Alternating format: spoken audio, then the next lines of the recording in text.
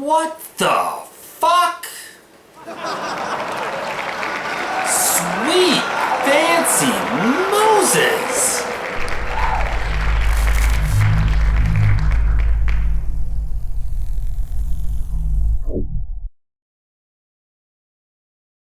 How's it going, guys? Cameron here as Canadian Gamer coming at you with another video. We need to talk. I got a couple of things to talk about here, just a quick video, and I'll let you get on with the rest of your night. So, the first thing I want to talk about, we're getting like a weird off and on storm here in Ontario, Canada. It's been raining off and on for the last couple of days, and this afternoon it was a little bit of hail, and now it's raining again. So I don't know what the fuck is going on here. But I guess the first thing I wanted to talk about, Onlyfans. Somebody in the I hate to say gaming community because this person posts more content that has nothing to do with gaming more than anything else, but apparently she's the newest member of Onlyfans, and you know, I don't want to say too much, but man, I would never. Well, first of all, I'm a guy, but I guess, you know, even guys can open up OnlyFans. Just look at the MMA fighter Diego Sanchez. I would never fucking degrade myself like that. It's just absolutely fucking disgusting. So, you know, do I expect anything less from this YouTuber? Probably not. But man, why would you, are you that desperate for money that you have to fucking sell lewd pictures of yourself and degrade yourself like that? It's absolutely fucking disgusting. And, you know, it speaks volumes about, you know, the character of a person when they have to open up an OnlyFans account. I just think it's fucking disgusting. Yeah, I don't know, maybe you guys can leave it in the comments below your thoughts on that. And no, I'm not subscribed to her OnlyFans, so get that out of your fucking head right now. But, yeah, it's almost like I hate to say prostitution, but it's like a digital way of selling your body online with lewd pictures, and it's fucking disgusting, man.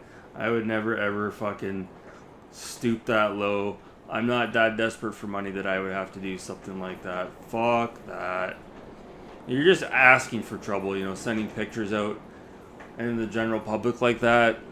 God knows what people are gonna fucking do with them, right? Oh my god. Good lord. Good lord. The next thing I'm gonna talk about, we don't really talk about the Amico on this channel anymore. That ship has sailed. Those views have sailed. But it's the same fucking 7 or 8 people in the community that keep talking about it. And I know PK in the universe was thinking about putting out an Amico video this evening or tomorrow. I told him, like, man, don't do it. Don't fall into that trap. Just because there's a little bit of news that has trickled out. You know, we don't have to really... I don't know what his video was going to be about, to be honest. But there was some news that trickled out. We're not going to talk about it here, but that ship has sailed. So anyone who's looking for me to talk about that that vaporware console on this channel, you've come to the wrong place. I'm really not going to talk about that on this channel. Let me take a sip of my wine and let's continue on here.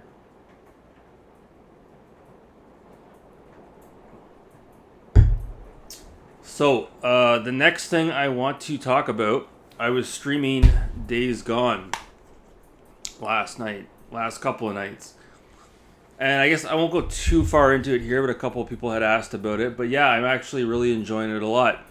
And initially when I showed off my pickups video and I showed that I picked this up, I compared it to Alan Wake loosely.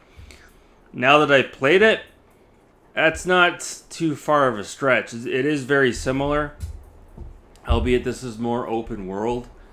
It does have some gameplay mechanics from The Last of Us, I would say, as far as the shooting mechanics are concerned. But it's like this game borrows a little bit from both of those two games I mentioned, but it's not quite as good as either. It's good, don't get me wrong. But the story is like really boring. The voice acting is not bad in it. Not bad. The graphics are really good. I had heard some members in the community dog the graphics in this game. Now the graphics are really good. They're really good. I'd almost go as far as to compare them to Red Dead Redemption 2 in certain areas. Really good. So I'm having a lot of fun with it. Apparently the first act ends after the 20-hour mark, I think I read online. So it's a long-ass game. So the studio that did this game, what's the name of them? Ben Studio. They did a really good job with this. I'm not going to lie. I'm having a lot of fun with it. I told Alpha Nerd Entertainment, I said if you happen to come across this out in the wild, pick it up. It would definitely be a game that would pique his interest. I could see him live streaming this as well. But no, Days Gone. Having fun with it. There's not much else I can really say about it. But yeah, having a blast with it. A blast, maybe not a blast, but I'm having a good time. I can't even remember the fourth thing I wanted to talk about. Fuck me. Good Lord. Okay, so the fourth thing I wanted to talk about was The Last of Us remake videos, review videos recently went live today. Everybody under the sun was talking about The Last of Us remake, or whatever you want to call it. So some of you people out there in the community owe me an apology, because I got slack for telling people, hey, this is a legit remake. It's not just a remastered version of the original game or the PS4 Pro version. And when you saw the Digital Foundry analysis video today from John Linneman, now it becomes more apparent just how enhanced the visuals are in this game. I remember I did a live stream with MS Marceau a couple of weeks ago, and we had debated this as well. And if you go back and watch the stream, which I know you won't, you guys will see I said pretty much the exact same thing that John Linneman did, except I wasn't using all of his technical jargon. I could tell when I watched the initial teaser clips, I could tell it was incredibly enhanced. And when you watch the side-by-side comparison shots on the Digital Foundry video, you can tell it's absolutely a night and day difference. And even the one shot from the beginning of the game where you're running through the crowd, I think it was actually MS Marceau that was arguing with me about that. And he had a valid argument, because I think in the initial Naughty Dog teaser sizzle reel, it showed Joel and Ellie, was it Ellie? Or maybe it was his daughter, running through the that area, right, in the remake, and it looked like there wasn't hardly any pedestrian traffic. But watching it today on the Digital Foundry analysis video, it looks like the crowd is very much intact. So yeah, it absolutely looks like a brand new freaking game. It looks absolutely incredible. Is it worth buying again? Not for me, because I already beat it and played it on the PS3. But if I had a PS5 and I had not played the game before, I think maybe it would be justifiable to pay full retail for this version, because it really looks like Naughty Dog, went the extra mile. But what they did, and this is something that I talked about on our live stream, they did exactly what I thought they did. They didn't really. It's kind of like, it's not a full blown remake, but it's not a remaster. It's like a hybrid. It's like in between. They didn't want to fuck around with the source material too much, and who could blame them, right? It's not like a completely redone game like Resident Evil 2 was on the PS4 and the Xbox One. So yeah, they're not going to obviously redo the whole game from the ground up. They want it to be a nice bookend on the shelf, so you've got The Last of Us Part 1 and The Last of Us Part 2. And then the original game was so far ahead of its time. Even to this day, it looks incredible on the PS3. And even still, if you pick up a copy for the PS4 Pro, it looks really good. But when you watch the analysis, the side-by-side screenshots on the Digital Foundry video, then you really start to notice how dated the original game looks, especially the character models and the way their eyes move as well. And the Digital Foundry video even makes Dreamcast guy look like a fucking idiot, because he was one of those naysayers that was like, no, this is, I can't justify buying this again, and I don't know, it doesn't look different enough. And then you see John Linneman completely bury his ass. And yeah, you can tell just by watching the screenshots, like I said in the video. It looks absolutely incredible. Now I can kind of understand why Naughty Dog would be charging full retail for this version of The Last of Us, because again, it's not just a remaster. It looks like they probably spent a lot of resources and a lot of time and a lot of money to enhance this game. So for any of you out there that haven't played it, or maybe you have but now you've got a PS5, well, I'm kind of jealous. You're in for a huge treat. You're gonna be able to play this game the way that the developers intended it to be played when it came out way back in 2013. Because you have to remember, when The Last of Us came out, it came out right at the tail end of the PS3's lifespan, and the PS4 came out a couple months later. So it really was the swan song for the PS3. Probably the best looking game on the console.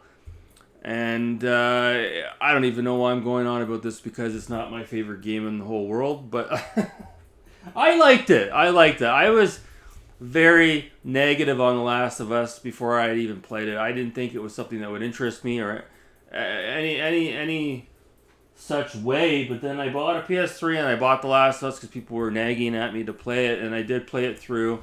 And yeah, I really did enjoy it. Didn't care much for the story. That's just me.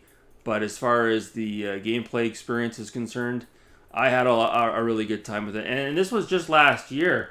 And I thought the game looked absolutely incredible on the PS3. So I could only imagine, it would be a feast for the eyes. I would be absolutely blown away with the new version, especially with the haptic feedback on the PS5 controller.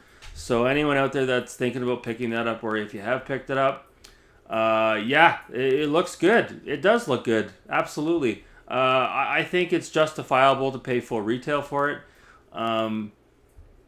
It's not like like I said, it's not like it's the Alan Wake remaster, which was really good, but it looked pretty similar to the original game. Last of Us remake, when you look at the side-by-side screenshots, again, don't listen to me, go watch the Digital Foundry analysis. Only then will you really begin to appreciate the huge differences between the two versions. So, yeah, interesting stuff indeed. If you guys have picked it up, if you've played it, let me know in the comments below how it is. And I guess the last thing before we cut this video off here. Oh yeah, by the way, I was live streaming this last night, and I fell asleep during my live stream. How embarrassing is that? I think I might have been asleep for maybe 5 to 10 minutes, and there were some people in the live stream that were like, okay, what's going on here? Why is the character not moving? What's going on? So I apologize. Try not to let that happen again. But yeah, the Konami Ninja Turtles Cowabunga collection, did that come out today? So I'm sure a lot of you guys and gals out there are excited to play that as well. So yeah, that's it. Not much else going on. Like I said, I'm just kind of making my way through Days Gone, and as soon as I finish it, I'll post a review on this. And then I might jump into God of War on the PS4 and give that a crack as well. So anyways, I'm going to cut it off here right at the 15-minute mark. Video's already getting a bit long in the tooth. Anyways, guys, that's going to do it for me. Thanks so much for watching. Have a great rest of your night. Take care.